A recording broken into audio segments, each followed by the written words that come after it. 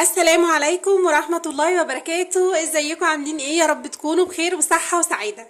خلاص القبض نزل الحمد لله، ناس كتير قبضت وناس كتير لسه. فالنهاردة بقى انا جاية اقولك ازاي تظبطي ميزانية بيتك، عشان احنا خلاص داخلين على اول الشهر وعايزين نظبط بقى ميزانية البيت بتاعت الشهر ده مخصوص شهر 9. ليه بقى؟ لان شهر 9 ده هو اللي فيه المدارس، يعني فيه بصوا كل المصاريف اللي انتي كنت بتحوشيها الفترة اللي فاتت، لو انتي بتحوشي الشهر ده كلها هتروح منك عشان دخلت الدراسة والدروس والكلام اللي انتوا فاهمينه ده كله.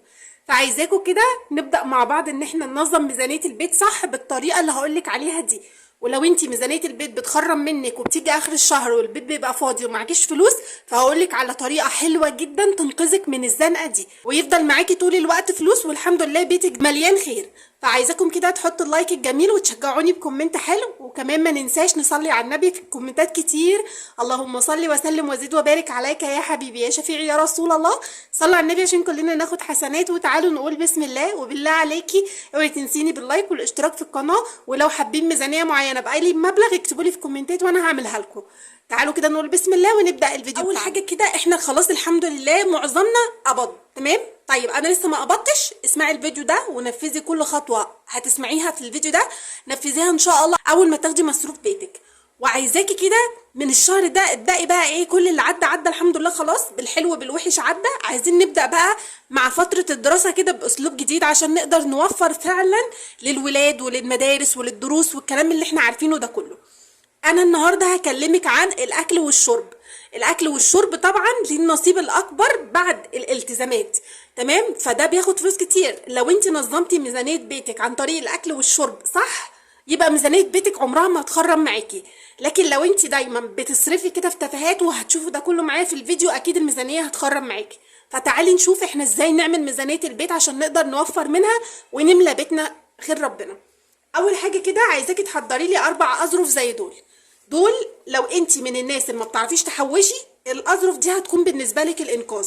تعالوا كده نقول بسم الله ونبدا مع بعض كده ازاي ندير ميزانيه بيتنا او ننظمها صح عشان نقدر نكمل الشهر. اول حاجه بسم الله الرحمن الرحيم، وانتم متعودين على الكلام ده طبعا من كل فيديوهات القديمه، ان انا اول ما باخد ميزانيه بيتي لازم اخرج منها صدقه. ده كلام ما فيهوش اي كلام. يعني بصوا، اول ما تاخدي كده ميزانيه بيتك، سواء كنت بتاخدي مصروف من جوزك او بتشتغلي وبتقبضي، اول ما تاخدي كده مرتبك او فلوسك عموما خرجي منها صدقه اللي ربنا يقدرك عليه. دي حاجه بقى بينك وبين ربنا، وصدقيني صدقيني والله هتنفعك قوي. هتبقى بصي بيتك مليان بركه ودنيتك كلها خير وبركه. فدي حاجه ما فيهاش كلام. نيجي بقى للبند الاول في الميزانيه بتاعتنا، وهو البند اللي حقيقي بينظم لك ميزانيه بيتك. عملتي الخطوه الاولى دي صح، انت ماشيه طول الشهر صح. عملتيها غلط فصدقيني هتقع منك حاجات كتير في الشهر. اول حاجه كده ان انا اوضع ميزانيه تفصيليه كده واتتبع مصروفاتي.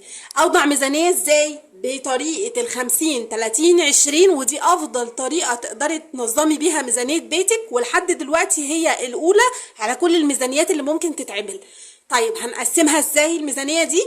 طبعا انتوا عارفين ان ال50% دول بيكونوا ديون وايجار والتزامات واقساط وجمعيات والحاجات اللي علينا كلها.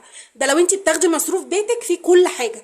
اول حاجه كده اخدها، اروح واخده فلوسي اخرج منها الديون اللي عليا، ايا كان بقى انا بدفع ديون ايه، يعني ايجار ميه نور غاز الكلام ده كله هخرجه واخليه لوحده، وابقى عارفه ان المبلغ ده خارج للديون بتاعتي. طبعا غاز ميه نور ايجار جمعيات اقساط الحاجات دي كلها. طيب انا ما باخدش غير اكل وشرب، يبقى هاخد المرتب بتاعي وهقولك هتعملي فيه ايه دلوقتي تمام. طيب نيجي لل30%، الكماليات اللي هم الاكل والشرب. ناس كتير من الفيديوهات اللي فاتت كانت بتقولي كماليات ازاي يا ام محمد، هو الاكل بقى كماليات؟ احنا في فتره صعبه، الاكل والشرب الموجود بيسد، ما بنقولش لا، اي حاجه موجوده بتسد الحمد لله رب العالمين، احسن ما بنكون مش لاقيين خالص. حرفيا في ناس اقسم بالله ما لاقيه لا تاكل لقمه ولا معاها جنيه. الحمد لله نحمد ربنا على القليل اللي معانا وعارفين نمشي بيه بيتنا، احسن ما يكون معانا كتير ومش عارفين نعمل اي حاجه، عندنا امراض والعياذ بالله، عندنا حاجات كتير، او ما معناش خالص ومش لاقيين ناكل. فالحمد لله بصي للي في ايدك على انه هيكفيكي، بفضل ربنا هيكفيكي. فخلينا في اللي معانا والحمد لله. ناس كتير برضو قالت لي ازاي ربع كيلو في الميزانيه اللي فاتت، ازاي ربع كيلو بانيه بيكفي 5 افراد؟ حرام عليكي. لا مش حرام يا جماعه، انا الربع كيلو ده او 5 قطع بانيه، ال5 قطع بانيه ل5 افراد، يعني كل واحد قطعه كبيره. وطبعا انت لما بتعمليها بتفرديها كده وبتبططيها كويس في البيض والدقيق والبقسماط، فبتبقى معاكي الحته محترمه. فاعتقد انت مش عاوزه اكتر من كده، فالحمد لله احسن ما ماكلش خالص. يا جماعه عيشوا على قد اللي معاكوا، ما نبصش لا حرام لا ما ناكلش لا ناكل، احسن ما تصرفي اللي معاكي كله اكل وشرب في اول يومين 3 في الشهر، وتيجي باقي الشهر ما تلاقيش تاكلي. ففكري فيها واعملي موازنه كده بينك وبين نفسك، وهتلاقي نفسك حطيتي نفسك على الطريق الصح باذن الله. خلاص يبقى ال30% بتوعنا كم الاكل والشرب واي حاجه بقى طبعا لميزانيه البيت اللي هو ايه، شوفي بيتك بيحتاج ايه وهنخرج له 30%. نيجي لل20% وده الادخار. واهم حاجه بقى هنا هو الادخار. حتى لو مصروفك بسيط شيلي اي مبلغ تدخريه، اي مبلغ، مش لازم ال20%. ان شاء الله يا رب تشيلي 100 جنيه، 100 جنيه كل شهر، يعني في خلال 10 شهور هيبقى معاكي 1000 جنيه، مش وحشه. انا بشيل مبلغ كل شهر بنساه، فالحمد لله باجي بعد فتره معايا فلوس، اتزنقت اخر الشهر معايا فلوس، اتزنقت بعد كام شهر معايا فلوس، طوارئ، عيل محتاج حاجه ضروريه. وطبعا احنا في فتره دراسه، ال20% دول هم اللي هينفعوكي للديون بقى والدراسه والكلام ده كله. بتدخلي ولادك دروس، بتوديهم سناتر، بتحتاجي لهم مثلا اوراق وتصوير ورق والكلام ده كله، فال20% هينفعوكي بقى في الكلام ده كله. فالادخار لو انت عندك ولاد مش هينفع ندخر، هنشيلهم للمدرسه. ما عنديش ولاد اديني ايه بشيل الفلوس والحمد لله بتنفعني. خلاص، فالتقسيمه دي هي اهم تقسيمه في تقسيمه اي ميزانيه ممكن تتخيليها. طيب نيجي للجزء التاني. خططنا صح وحطينا كده رجلين على اول السلمه اللي نقدر نظبط بيها ميزانيه بيتنا. نيجي بقى للخطوه التانيه. الخطوه التانيه وهو التخطيط المسبق وتقليل المصروفات. يعني مثلا انا واحده من الناس ما بعرفش امشي بالشهر، الميزانيه بتبوظ معايا، ما بعرفش امشي. عندك حل واحد ملوش تاني، ال4 اظرف اللي قلتلك عليهم دول.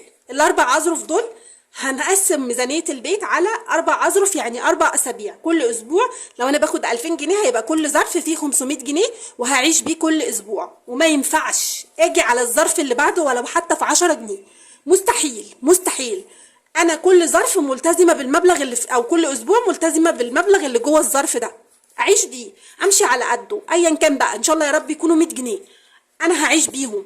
وعايزه اقول لك ان الفتره اللي جايه ينزلك اكلات اقتصاديه، حاجات كتير تقدري تدبري بيها ميزانيه بيتك. ولو انت ميزانيه يوميه ان شاء الله باذن الله ينزلك الفتره الجايه حاجات حلوه هتعجبك قوي. بس لو انتوا معايا لحد هنا حطوا اللايك وما تنسونيش بالاشتراك في القناه وصلوا على النبي.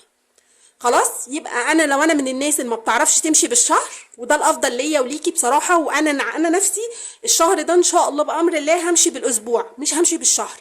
ليه؟ لان انا الشهر اللي فات واللي قبله اتعرضت لظروف، يعني ظروف معينه كده، فحرفيا الشهر معايا باظ.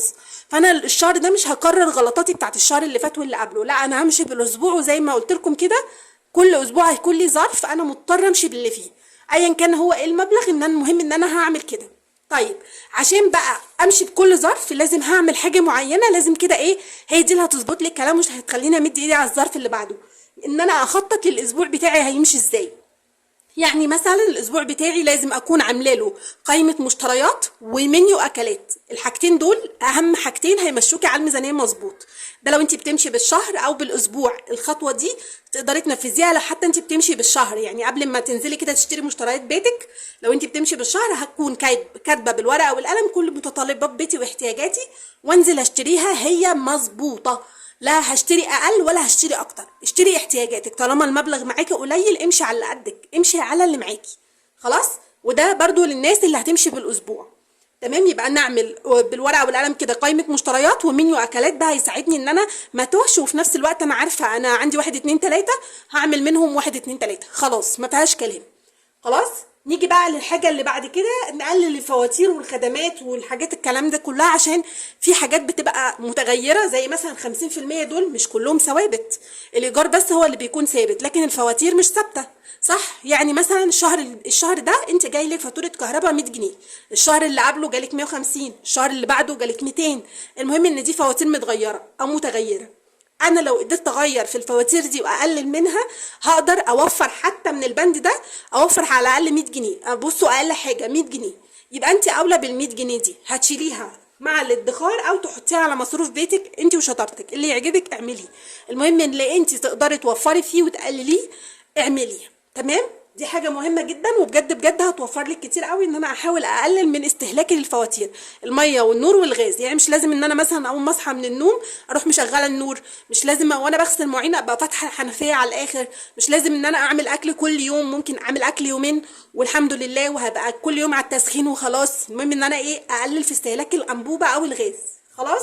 نيجي بقى للحاجه اللي بعد كده، وهو اني اكتب كل حاجه. يعني انا مثلا الشهر ده الحمد لله الحمد لله باظ مني في اخر اسبوع في الشهر.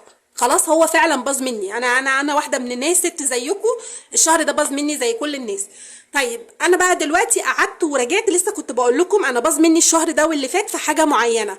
انا قعدت مع نفسي كده 5 دقايق وعرفت ايه اللي وقع مني الشهر كله. طيب انت يا ام محمد ايه اللي وقع منك الشهر؟ انا اللي وقع مني الشهر فتره علاجي. انا بقالي شهرين الحمد لله، دعواتكم ليا بالله عليكم، بقالي شهرين تعبانه تعب جامد جدا جدا، وللاسف بصرف عليه ادويه كتير جدا. يعني انا ليا ادويه كل 3 ايام، ادويه معينه، ادويه غاليه قوي. تمام؟ فهو ده اللي وقع مني الشهر. ما انا مش هفضل جايه على جوزي واخد منه مصروف البيت هو وفي نفس الوقت هو بيجيب لي ادويه كتير. لا، ايه، انا يعني حاولت اظبط معاه الميزانيه على قد ما اقدر. المهم وقعت مني في اسبوع. انا وقعت مني عشان ادويه، يعني حاجه مهمه، حاجه مش هقدر اجي عليها.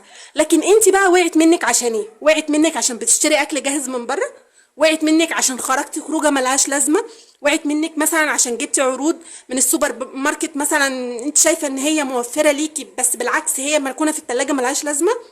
مثلا وقعت منك عشان كنت ماشيه في الشارع وعجبني مثلا اكسسوارز معينه او نوع برفان معين او اي حاجه من ادوات الميك اب والكلام اللي انتوا عارفينه ده كله. اقعد وافكر انا ميزانيتي وقعت مني في ايه. انا لو قعدت كده وفكرت مع نفسي 5 دقايق بس هلاقي نفسي الحمد لله عرفت ايه اللي وقع ميزانيتي. وطالما انا عرفت مستحيل هكررها الاسبوع ده او الشهر ده، مستحيل هقع في نفس الغلطه مرتين.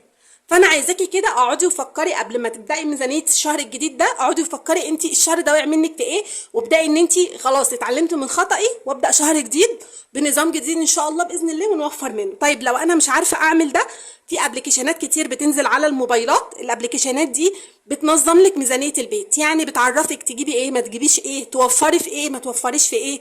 تقدري تعملي سيرش على البرامج دي وتنزليها، والبرامج دي مفيده جدا زي برامج كتير قوي بنقدر كلنا نستفيد منها. فانت برضو لو انت مش هتعرفي تظبطي ميزانيه البيت، على قد ما تقدري حاولي ان انت تنزلي ابلكيشن ان شاء الله باذن الله هيفيدك. خلاص، دي كده باختصار ازاي ننظم ميزانيه البيت واهم النصايح اللي المفروض نعملها كل شهر عشان نقدر نوفر.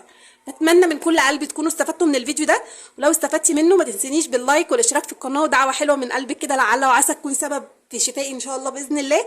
واشوفكم بقى الفيديو الجاي، بحبكم جدا في الله، واستنوا مني ميزانيات قويه.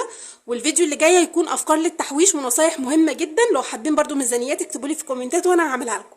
اشوفكم الفيديو الجاي، والسلام عليكم ورحمه الله وبركاته.